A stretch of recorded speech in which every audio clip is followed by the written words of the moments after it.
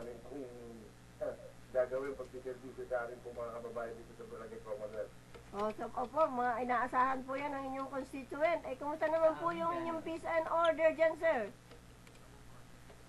Opo.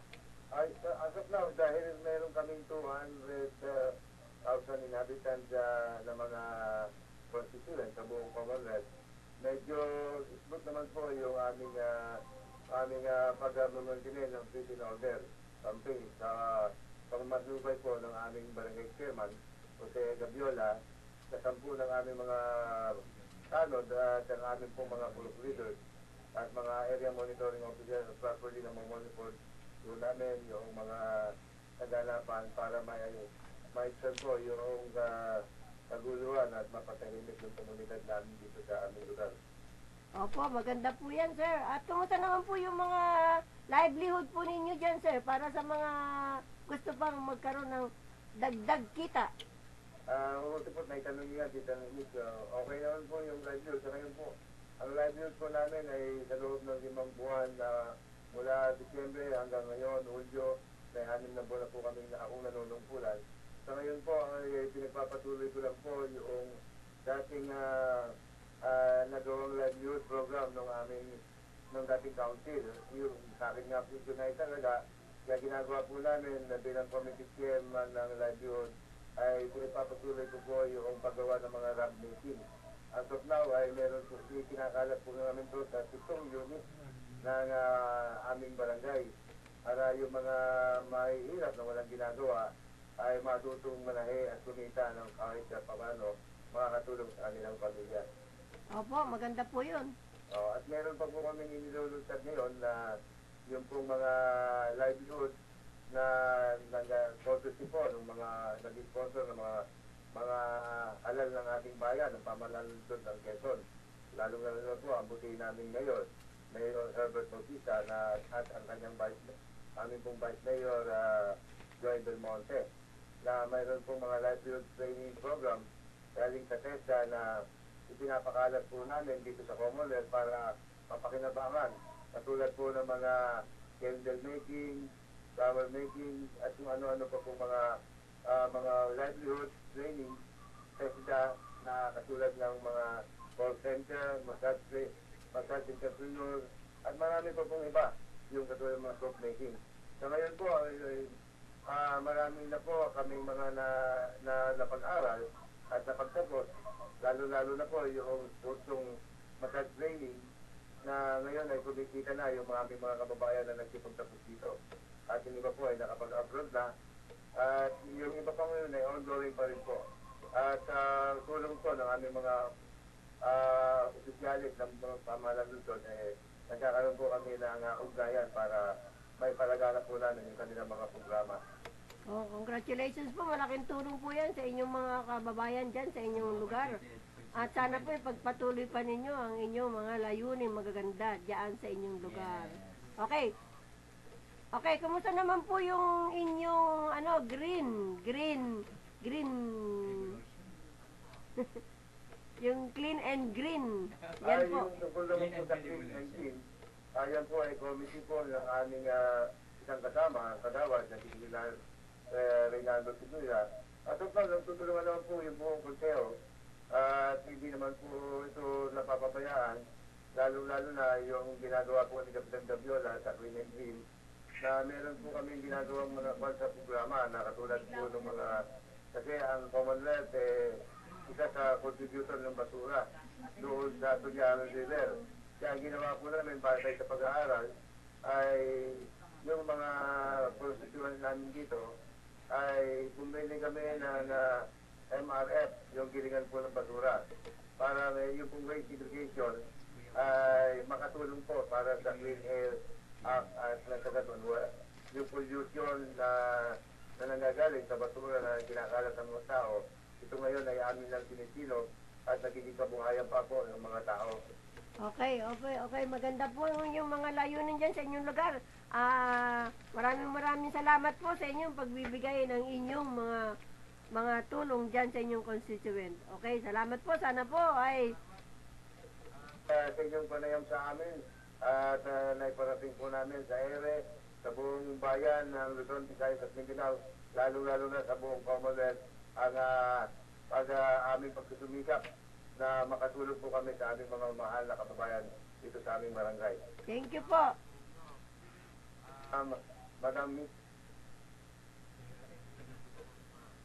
Okay, thank you po sa Kagawad.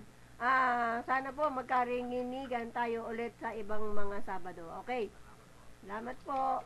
Ayan po, ay. Si Kagawad. ito. Sila po ay si Mr. Al at saka si Dante. Dante po ay kapitbahay po puntos dito sa may kasunduan eh. Opo. Opo, maraming salamat po sa inyong namin sa aming guest po. At ngayon, at pagpapatuloy natin. Magpapaalam ba si Dante? Magpaalam na kayo. Kaal. Okay, Dante. Ating mga kasama dyan sa studio mo. Tito Remy, ito po si Tito Albert, kagawad ng Barangay Commonwealth. Ito po yung magiting at makiting po dito sa ating kabarangayan. Nakita naman po natin ang kagandahan ng Commonwealth ngayon. Magkanapasyat po kayo sa Tito Remy. At India po po, Tito Al, dito po sa aming kinaroonan, Barangay Commonwealth. Ako po si Dante Azareno sa DWAD OFW Boses ng Bayaning Pinoy, 10.98 figure. Thank you. At ngayon sa ating mga bagong balita pa ulit. Iba-iba ang ating May balita pa tayo sa ibayong dagat. At bago yan, gusto ko munang batiin si Attorney Isagani Del Rosario, ayan. At si Michael J.R. Valdez, Tagkasa. Nakikinig po sila ngayon sa kotse, sabi nila ng Tagkasa. Okay, balitang OFW pa rin. Ayan, balitang ibayong dagat. Pinay sa Malaysia natagpo ang patay. Okay, natagpo ang patay ang isang Pinay domestic helper sa loob ng silid ng kanyang amo sa Malaysia nitong Sabado, Hulyo 23, 2011. Inilathala sa The Star website ng Malaysia noong linggo na ang 36 anyos na Pinay ay natagpo ang may pasa sa liig at marka sa likod na uli nito na posibleng palatandaan na siya ay pinahirapan. Ayon sa initial na investigasyon ng Police Forensics Unit, nawawala rin ang ilang gamit sa bahay. Batay sa report, ang mismong amo ng hindi pa pinapangalan ng Pinay ang natuklasan ng bangkay nito dakong alas 11:45 ng gabi noong Sabado kanilang bahay sa Halang Dasim. Patuloy na iniimbestigahan ng pulisya ang krimen na pag-alaman na siyam na taon nang nagtatrabaho ang Pinay sa Malaysia. Nakalagay na ngayon sa kanyang bangkay sa University of Malaya Medical Center, PPUM, sa naturing bansa. Ayan, yan po yan. Nevelia Gamoteya. Yan, maraming salamat sa iyo. At ito po, yung mga friends natin sa Facebook, maraming salamat sa inyo sa pakikipag Facebook nyo sa amin, yung mga kanilang mga binibigay na mga mensahe. Yan, mga ka-compliments po natin. Ito pong isang ating kababayan na nasa Riyadh ay nagpapasalamat kay Kabert at saka sa ating programang Boses ng Pinoy OFW dahil yung kanyang mga kamag-anak dito na hindi niya na ma-contact ay napagbigyan na sila para sila ay magkaroon ng maging daan ang ating programa para sila ay magkaroon ng kontakan na naman. Yan. Maraming salamat na po mula kay Edna. Yan. At ito naman po mula kay Amy, dahil sabi nga nung isang linggo, at humingi ng tulong sa atin para makabalik na siya ng Palawan dahil wala siyang pamasahe, ay binigyan po namin siya ng endorsement para madala po siya sa DSWD. Yan. At nilapitan din po niya ang mga congressman, binigyan din po namin ng sulat para sa congressman nila sa Palawan para siya po ay mabigyan ng ticket sa aeroplano. Yes. At gusto ko muna welcome si Kuya Welson. Ayan ang ating magaling na pianist. Si Kuya Welson, magkakaroon sila ng programa dito sa DWAD. At abangan po yan, magkakaroon sila ng programa dito. Si Kuya Welson, magaling na pianist natin. Pabatiin mo muna. Kuya Welson, bati ka muna. Salamat po. Salamat po. Salamat po. Tita Remy. Kita Remy at nakapasalita. Binabati ko po, lalong-lalo na yung ating mga kaibigan dyan sa Malacanang. Keep up the good work. Salamat Okay. po na marami.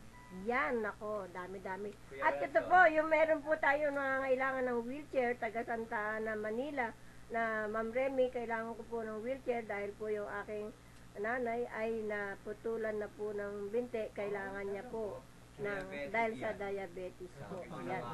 O ano po namin kayo doon sa office ng Mayor, Mayor Alfredo Lim. Ayun nga, paang bakal. Paa. Parang gano'n. Yan. Donation. Pero yun po hiningi niya, siyempre mas mahal yun, di ba? Kaya, Pero kung merong foundation na taga-abroad, pwede po kayong magbigay ng prosthetic. susunusinan niya. Madali lang yun. Opo, Susunusinan opo. niya ng Rema Foundation mamaya. Kumanda ka. Yan, maraming tanong po dito sa Rima mamaya. Mga Yes, guest natin, oo. bibigyan natin sila ng daan para sila ay maisahimpapawid ang kanilang mga karaingan. Yes. Congratulations po muna kay retired Colonel Franklin Gaputan ng MCAP, Mayor's Complaint and Action Team, dahil kinumpiskan na niya ang yung mga iba't ibang uri ng sex toys at mga gadgets doon sa Binondo, Manila sa 1168 Mall. Nililinis po niya. Pagkatapos ng mga DVD ng pornography, Six toys? ay, ayan po, yun naman ang kanyang kinuha lahat doon sa, Grabe. marami nagtitinda po na taga ibang bansa doon sa mall sa Binondo, yung binentang, Yung 168? Oo. Ay, oo, grabe. yung Dami binentang dyan. mall. Nalala ko yung nakabili. Oo. Naku. Yan, congratulations po. At yung mga nanghingi ng gamot na binigyan po namin, salamat po sa aming donors na ayaw magpakilala. Nagbigay po ng gamot para doon sa aming isang pasyente na yan po. Yan, ayaw magpakilala, yan po. Maraming salamat sa inyo. Salamat din po pala kay Mr. Alex, anong pangalan? Antiporda, na kami ay inihatid sa aming sakayan kagabi. Wow. Nanggaling po kami doon sa Novaliches. Salamat po si Alex Antiporda na may-ari po ng Chiknoy. Na maraming Kasama kayo? yan, magkasama kami. Kapatid po pala siya ni Benny Antiporda, yung president po ng NPC. Oy, belated happy birthday pala kay Miss Susan Roses. Ay, Yan. Susan Rose. Noong July 28 po, kay birthday niya. Yan. Ayan, may tatanong po muna sila yung mga tungkol sa Rima. Sige. Bibigyan na natin ang ating mga panahon ngayong gabi. Ay, ngayong gabi, ngayong araw na ito, ngayong hapon ito. Ayan, pabibigyan natin si Sir Tato. Ayan. Sisilaw naman tayo eh. Hindi magpasal. Yan, sige, anong tanong ninyo? May tatanong daw po si si Annalyn. Tungkol sa foundation. Ano yung ano bang may tatanong natin at natin po sa stasyon? Magandang hapon po, sir. Ang tatanong ko po tungkol sa problema namin sa Infanta Quezon. Yung sa BIR po, obligado daw po kami mag-BIR kasi batas daw po yun.